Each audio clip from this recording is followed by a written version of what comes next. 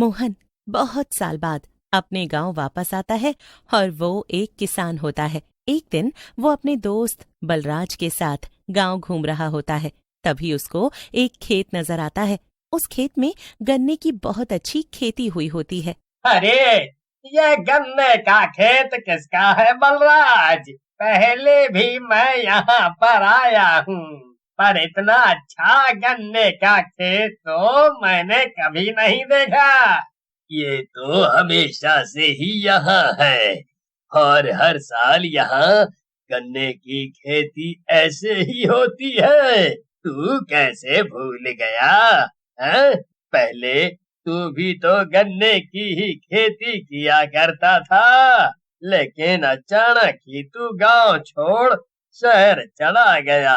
वैसे ही कोई आता होगा यहाँ हर साल अपनी नई फसल उगाने, शहर से कुछ सीख कर गांव में उसका उपयोग करने। हैं? तभी बलराज को ऐसा महसूस होता है जैसे उसके पीछे कोई खड़ा है। मोहन, मेरे पीछे कोई है क्या? मोहन बलराज के पीछे जैसे ही देखता है तो वहां एक चुड़ैल हल लेकर खड़ी होती है। मोहन उसको देखते ही भाग जाता है। बुढ़ा होने की वजह से वो भागते भागते गिर जाता है। क्या हुआ मोहन? ऐसे क्यों डर गया? आराम से चल, मैं भी चलता हूँ। लगता है कोई जानवर होगा, तभी मोहन डर गया।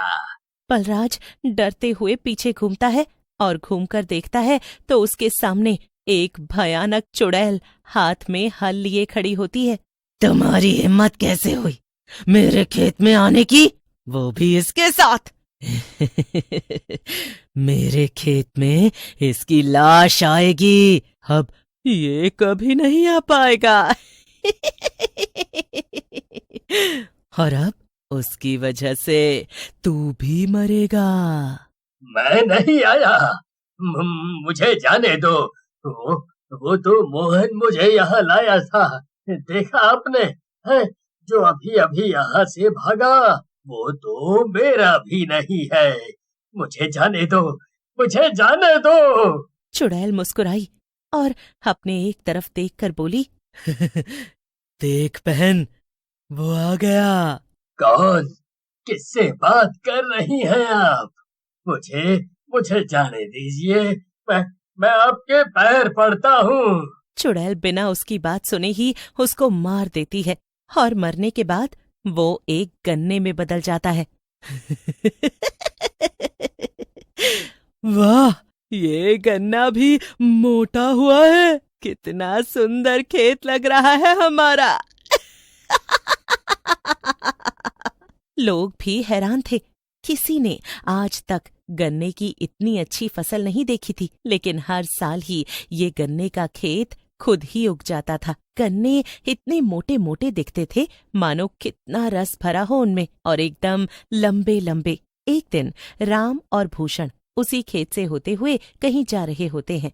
अरे राम भैया, देखो तो ये गन्ने का खेत कितना अच्छा लग रहा है। हाँ भूषण, इसकी फसल तो सच में बहुत अच्छी लगी है। क्यों ना रात में आकर कुछ गन्ने चुरा लेते हैं और फिर बैठकर आराम से खाएंगे, देखेंगे कितना स्वादिष्ट है ये गन्ना। हाँ ठीक है, कुछ गन्ने खाएंगे और कुछ गन्ने का जूस बनाएंगे ताकि बच्चे भी उसका थोड़ा थोड़ा स्वाद लेकर पी सकें। राम और भूषण रात को निकल जाते हैं और बिना आवाज किए गन्ने के खेत में पहुंचते हैं और वहां से गन्ने निकालकर अपने घर की तरफ चले जाते हैं। इस बात का अंदाजा चुड़ैल को नहीं होता है। तभी वहां खेत में चुड़ैल आ जाती है और देखती है कि उसके गन्ने गायब हैं। कौन कौन मेरे गन्ने चुरा कर ले गया? अब मैं उनको जिंदा नहीं छोड़ूंगी। वहां राम और भूषण मजे से गन्ने खाने बैठ जाते हैं, लेकिन तभी राम को टॉयलेट लग जाती है और वो चला जाता है। लेकिन भूषण से नहीं रहा जाता और वो गन्ना खाने लगता है। लेकिन जैसे ही वो गन्ना खाता है तो वो देखता है कि वो अपने ही गांव में है, लेकिन एक बहुत पुराने समय में, जहां गांव में उसको दिखाई देती हैं दो बहनें, जिनका नाम था सीता और गीता। दोनों बहनों के अलावा उन दोनों के पास कोई नहीं था। उनके माता पिता का एक्सीडेंट बचपन में, पर जाते जाते उन्होंने अपनी दोनों लड़कियों के लिए एक खेत छोड़ दिया था जिसमें वो गन्ने की खेती किया करती थी। और उस खेत में गन्ने इतने अच्छे होते थे जिससे उनका जीवन आराम से चल जाता था। भूषण ये सब देखकर हैरान हो जाता है। भूषण को आश्चर्य होता है। वो बस चलने लगता है तो देखता है दोनों बहनें एक गाड़ी में सामान भर रही हैं। चलो दीदी, सारे गन्ने गाड़ी में रखवा दिए हैं, अब हमें भी बाजार जाना होगा, तभी हम इसका जूस लोगों तक पहुंचा पाएंगे और आज का मुनाफा कमा पाएंगे। वो दोनों रास्ते से जा ही रही होती हैं कि तभी उनकी गाड़ी के नीचे एक कील आ जाती है और उनकी गाड़ी पंचर हो जाती है। सीता गीता डगमगा जाती हैं और जब बाहर निकलकर देखती हैं, लगता है ये कील किसी ने जानबूझकर सड़क पर रखी है ताकि हम बाजार ना पहुंच पाएं। और इसे कौन रखेगा दीदी? मुझे शक तो मोहन पर है। मोहन तो वही चाचा हैं जो अभी कुछ दिन पहले ही गांव में वापस आए हैं, लेकिन वो तो भले इंसान लगते हैं। वो इन दोनों के साथ ऐसा क्यों करेंगे? क्या पता इनकी कोई गलतफहमी हो। लेकिन गीता का शक बिल्कुल सही निकलता है। वो कील उनके पड़ोसी मोहन ने बिछाई होती है। मोहन उनके बगल वाले खेत में गन्ने की खेती करता था और बहुत घमंडी था। हर वक्त सीता और गीता से जलता रहता था। क्यों आया मजा? आज तो मेरे ही गन्ने के जूस पियेंगे लोग और तुम यहीं खड़ी की खड़ी रह जाओगी रोती हुई। तुम्हारे गन्ने कोई पूछेगा भी नहीं। अब यहीं रहो अपने गन्ने लेकर। ऐसा देखने में आया था कि मोहन को हमेशा ये बुरा लगता था कि सीता और गीता उससे ज्यादा अच्छी खेती करती हैं और अपना जीवन काफी अच्छे से बिताती हैं। वहीं मोहन घमंडी के साथ आलसी भी होता है। वो ज्यादा मेहनत नहीं करता था, इसीलिए उसकी खेती अच्छी नहीं होती थी। कब तक तुम ऐसे ही गलत काम करके हम लोगों को रोकोगे? कभी न कभी तो तुम्हें भी सजा मिलेगी ही। बेशक आज न मिले, लेकिन कभी तो मिलेगी ही। मोहन, आज तुम हमारे हक की रोटी खा लोगे, कल तुम्हारे हक की कोई और खाएगा। सीता और गीता की गांव में सभी से बनती थी, इसलिए उस दिन भी जब वो सड़क पर अकेली खड़ी होती हैं तो भैरव काका अपने फलों को लेकर उसी रास्ते से जा रहे होते हैं और देखते हैं कि उनकी गाड़ी पंचर हो गई है। क्या बताएं काका, हर बार की तरह ये मोहन हमसे जलता है ना, इसीलिए गाड़ी पंचर करके खुद आगे चला गया। अब जाएं भी तो जाएं कैसे, इसीलिए यहाँ पर खड़े हैं। ऐसे कैसे? मैं हूँ ना, मैं तुम दोनों को वहाँ तक छोड़ कर आऊंगा और फिर वापस लेकर भी आऊंगा। तुम चिंता मत करो, सारे गन्ने मेरी गाड़ी में रख दो और चलो मेरे साथ। सीता और गीता उनकी बात सुनकर बहुत खुश हो जाती हैं और उनका शुक्रिया अदा करते नहीं थकती। दीदी, आज हम भले ही लेट आए हैं, लेकिन हमारे सारे गन्ने बिक गए और जूस भी।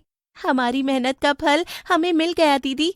हाँ, बात तो तुम सही कह रही हो, लेकिन ये सब मोहन देखकर बहुत जल रहा होता है। मोहन घर जाते ही सबसे पहला काम करता है, गीता और सीता को मारकर उन्हें उनके गन्ने के खेत में ही दफना देता है। लेकिन उसके बाद उसका खुद का खेत भी बर्बाद होने लग जाता है। मोहन उसी समय शहर के लिए निकल जाता है और फिर वहीं रहने लग जाता है। इसके बाद भूषण वापस अपने समय में आ जाता है। भाई राम, जल्दी से उठो, ये गन्ने कोई मामूली गन्ने नहीं है।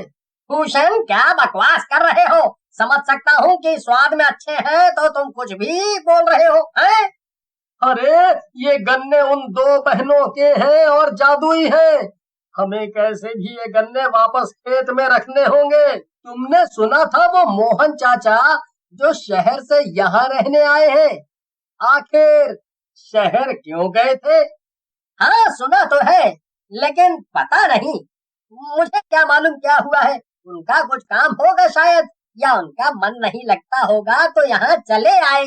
भूषण और राम मोहन को पकड़कर उस खेत में ले जाते हैं और चारों तरफ अंधेरा हो जाता है। अचानक से दो चुड़ैलें वहां आती हैं। दोनों चुड़ैल उसको पकड़कर मार डालती हैं और सारे गन्ने एकदम से खत्म हो जाते हैं और उनकी जगह लोग आ जाते हैं, जिनको देखकर गांव वाले बहुत खुश हो जाते हैं। जैसे ही वो मोहन को मारती हैं, उनको शांति मिलती है और वो चुड़ैल मुस्कुराते हुए गायब हो जाती हैं। अब तो गन्ने का जूस पीने में डर लगेगा। कहीं हम भी वो गन्ना ना बन जाए।